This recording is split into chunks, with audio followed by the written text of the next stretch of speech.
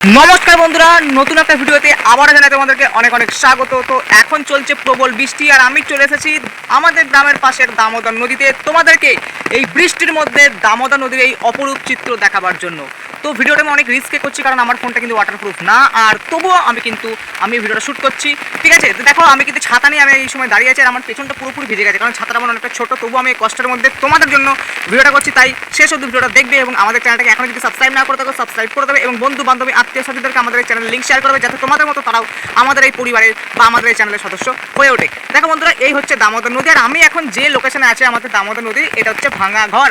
ঠিক আছে, আমাদের বানগাছা গ্রামের ফুলবাগান হচ্ছে এই জায়গাটা। ঠিক আছে, আর এই ভাঙা ঘর নিয়ে কিন্তু অলরেডি আমাদের চ্যানেলে কিন্তু ভিডিও আছে, তোমরা চাইলে কিন্তু গিয়ে কিন্তু দেখে নিতে পারো। সেই ভিডিওতে সম্পূর্ণ আমাদের ভাঙা ঘরের সম্পূর্ণ ইতিহাস নিয়ে আলোচনা করা আছে আর ফুলবাগান নিয়েও কিন্তু আমাদের চ্যানেলে কিন্তু স্পেশাল কিন্তু ভিডিও কিন্তু করা আছে। তো দামোদর নদীর আমাদের যে এরিয়া পূর্ব বর্ধমান জেলার বানগাছা গ্রাম, এই বানগাছা গ্রামে যতটুকু এরিয়া আমাদের দামোদর নদীর মধ্যে পড়ে সেই এরিয়াটুকু আমি কিন্তু কোনো কিছু কিন্তু বাদ দিইনি, সমস্ত প্রকার তথ্য তোমাদের সামনে কিন্তু শেয়ার করেছি। তো আজকে প্রচুর বৃষ্টি হচ্ছে, এই দুপুর থেকে কিন্তু বৃষ্টি চালু হয়েছে, এখন বাজছে মোটামুটি 3:30টার মতো, 1:30 থেকে কিন্তু বৃষ্টি আরম্ভ হয়েছে, টানা বৃষ্টি কিন্তু বৃষ্টি চলেই যাচ্ছে আর এখনো কিন্তু মেঘও কিন্তু ডাকছে।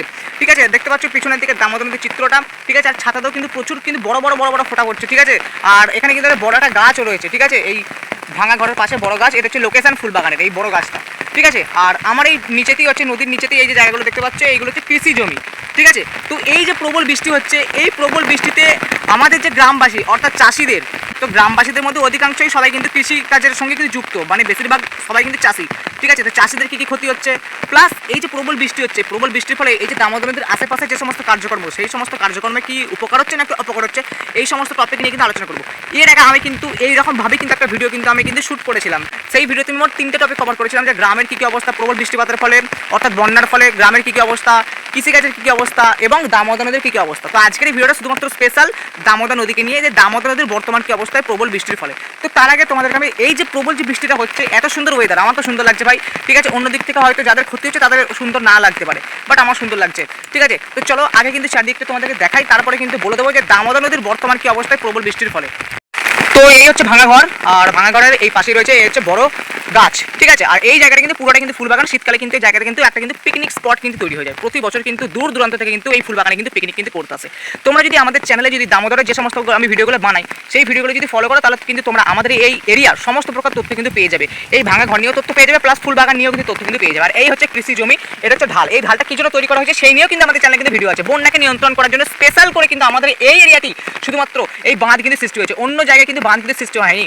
বুঝতে পেরেছো, এই বন্যাকে নিয়ন্ত্রণ করার জন্য। কারণ আমাদের গ্রামে কিন্তু প্রায় 2 থেকে 3 বার কিন্তু বন্যার কিন্তু সম্মুখীন কিন্তু হয়ে গেছিল আমাদের বাঁধ ভেঙে, তাই সতর্ক হওয়ার জন্য সেফটি ফার্স্ট, সেজন্য কিন্তু এই কিন্তু বাঁধ কিন্তু নির্মাণ করা হয়েছিল। আর প্রবল বৃষ্টিতে নদীর কি অবস্থা দেখো, কিছুদিন আগে কিন্তু প্রচুর বৃষ্টিপাত হয়েছিল, নিম্নচাপ হয়েছিল, 2-3 বার নিম্নচাপ হয়েছিল পরপর, সেজন্য কিন্তু জল কিন্তু একবারে এই গা পর্যন্ত চলে এসেছিল। কিন্তু গত 10 দিন ধরে কোনো প্রকার বৃষ্টিপাত হয়নি আমাদের এই এরিয়াতে, সেজন্য কিন্তু নদীর জল কিন্তু আবার কিন্তু নিচের দিকে কিন্তু চলে যাচ্ছে। আবার বৃষ্টিপাত হলেও এতটাও হয়নি, এতটাও কন্টিনিউয়াসলি হয়নি যে জল উপর পর্যন্ত আসবে। তো এখন কিন্তু জলটা অনেকটাই কমে গেছে। ঠিক আছে, এই জন্যই কিন্তু দামোদর নদকে কিন্তু দুঃখের নদ বলা হয়। বুঝতে পেরেছো, কখন যে জল বেড়ে যাবে আবার কখন যে কত তাড়াতাড়ি জল কমে যাবে সেটা কিন্তু তুমিও কিন্তু বুঝতে কিন্তু পারবে না।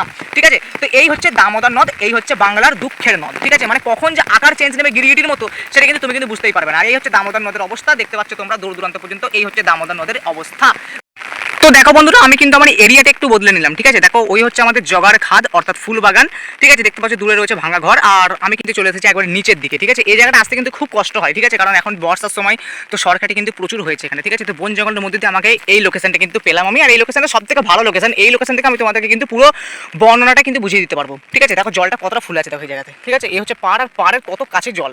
ঠিক আছে, আর আমি পাটা ডুবিয়ে দেখলাম ভাই কতটা গভীর এই জায়গাটা। ঠিক আছে, এই বালিখাত জবে থেকে সৃষ্টি হয়েছে, এই বালিখাত সৃষ্টি হওয়ার ফলে কিন্তু কি হয়েছে না, এই যে পুরাতন ধারটা থাকে, নদীর যে ধারগুলো আছে, এই নদীর ধারগুলো কিন্তু প্রচুর গভীর হয়ে গেছে, এবং কোথায় গভীর আর কোথায় গভীর নেই সেটা কিন্তু তুমি এইখানটা দাঁড়িয়ে কিন্তু তুমি বুঝতে পারবে না।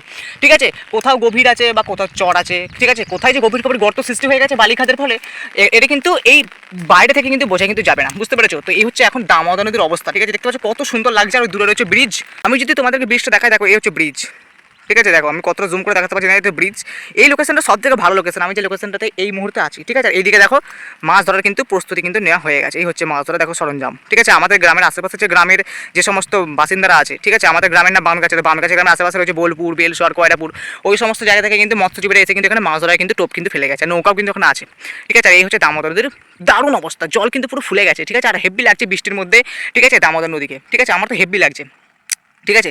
তো এই প্রবল জল হওয়ার ফলে কিন্তু দামোদর নদীর আশেপাশে যে সমস্ত চাষিরা রয়েছে বা মৎস্যজীবীরা রয়েছে, মেনলি তো 2 প্রকারই মানুষ রয়েছে না, হয় চাষবাস করে দামোদর নদীকে কেন্দ্র করে, আর না হলে মাছ ধরে। দেখো আমি যে জায়গাতে আছি, জায়গাটা কিন্তু পুরোটাই কিন্তু কৃষি জমি। ঠিক আছে, আমি যে জায়গাতে ছিলাম ওইদিকে দেখতে পাচ্ছ, ওই যে ফুল বাগানে যেখানে ছিলাম, ফুল বাগানের পাশাপাশি কিন্তু যে সমস্ত কৃষি জমিগুলো নিচের দিকে পুরো সোজাসুজি কিন্তু প্রচুর কৃষি জমি আছে ওই দিক দিয়ে। ঠিক আছে, এইগুলো আমি যে জায়গাটা আছি এগুলো সবটাই কিন্তু কৃষি জমি। ঠিক আছে, কিন্তু দেখতে পাচ্ছ কৃষি জমিতে কি এখন চাষ হয়েছে? না, চাষ হয়নি। এই বছর থেকে কিন্তু চাষটা কিন্তু বন্ধ করে দেওয়া হয়েছে। প্রতি বছর মানে গত 2-3 বছর ধরে কিন্তু এই জায়গাগুলোতে কিন্তু ধান চাষ করা হতো। বর্ষার সময় তোমরা জানো যে ধান চাষ করা হয়, তো এই জায়গাগুলোতে কিন্তু ধান চাষ করা হতো। কিন্তু প্রতি বছর এই যে জল, এই যে নদীর যে জল, দামোদর নদীর যে জল, এই জল কি হচ্ছিল, প্রবল বৃষ্টির ফলে কি হচ্ছিল, জল কিন্তু উপচে কিন্তু একদম উপর পর্যন্ত চলে যেত, ঢালের গা অবধি।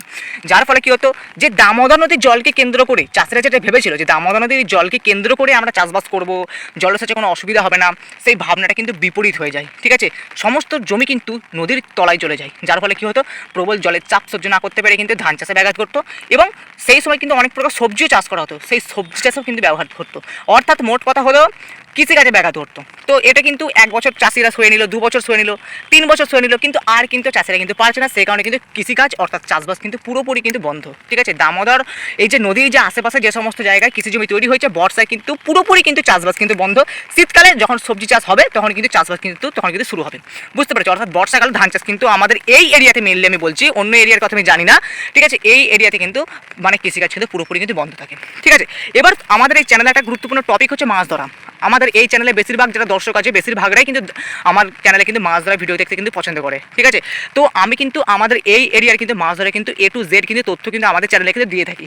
কিন্তু তোমরা কিন্তু জানলে অবাক হবে যে আমাদের এই এরিয়াতে আমি মানে এই গতকালই অর্থাৎ আজকের তারিখ হচ্ছে 26শে আগস্ট, 25শে আগস্ট একটা ভিডিও দিয়েছিলাম যে আমাদের এই এরিয়াতে কিন্তু মানে মাছ ধরা কিন্তু চালু হয়ে গেছে, অর্থাৎ পিক সিজন কিন্তু স্টার্ট হয়ে গেছে।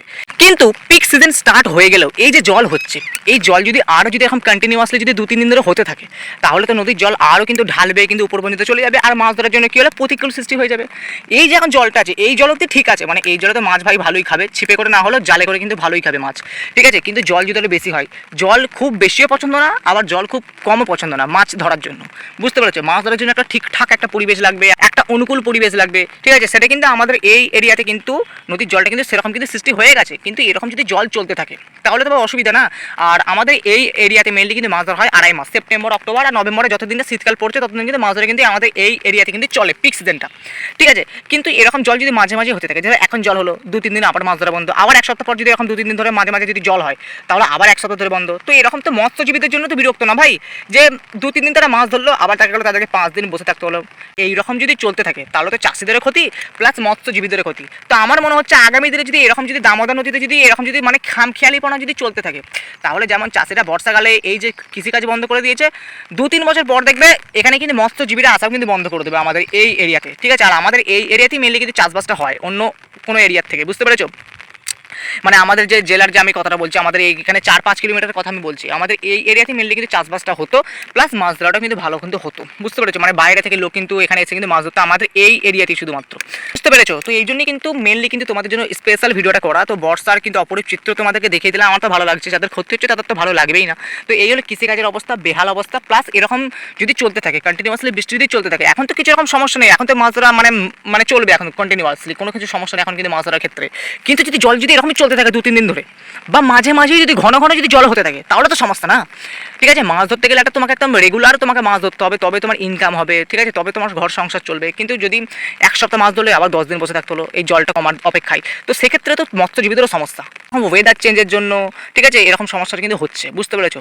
তো এই হলো মেনলি দামোদর নদীর এখন বর্তমান অবস্থা, তোমাদেরকে বলে দিলাম। আর দামোদর নদীর এই যে অবস্থা, এই অবস্থার কারণে দায়ী শুধুমাত্র দামোদর নদী না, ওয়েদারও দায়ী, মানুষও দায়ী। মানুষের খামখেয়ালিপনার জন্য কিন্তু ওয়েদার চেঞ্জ হচ্ছে, আর ওয়েদার চেঞ্জ হওয়ার জন্য দামোদর নদীর এই অবস্থা। আর দামোদর নদী এমনিতেই তোমরা জানো বাংলার দুঃখের নদ। ঠিক আছে, কখন যে গিরগিটির মতো রং পাল্টে দেবে, কখন জল দেখা যাবে যে বাঁধের এখানে একদম ধারে, আর কখন কিন্তু জল একবারে নিচেই কোথায় যে নেমে যাবে তুমি কিন্তু বুঝতেও পারবে না। এই হলো ব্যাপার, বুঝতে পেরেছো। তো আশা করছি সম্পূর্ণ টপিকটা আমি কভার করেছি।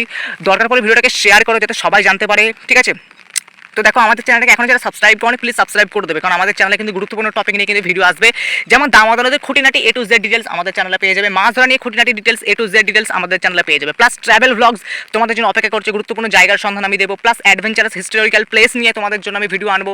ঠিক আছে, প্লাস আমার ডেলি ব্লগস তোমরা কিন্তু আমাদের চ্যানেলে পাবে। তো সমস্ত প্রকার ভিডিও তোমাদের জন্য কিন্তু আনবো, তার জন্য আমাদের চ্যানেলের সাথে তোমরা যদি জুড়ে থাকো, সাবস্ক্রাইব করে বেল আইকন অন করে দাও, যাতে যখন আমি ভিডিও ছাড়বো তোমার কাছে যেন ভিডিও যেন পৌঁছে যায়, বুঝতে পেরেছো।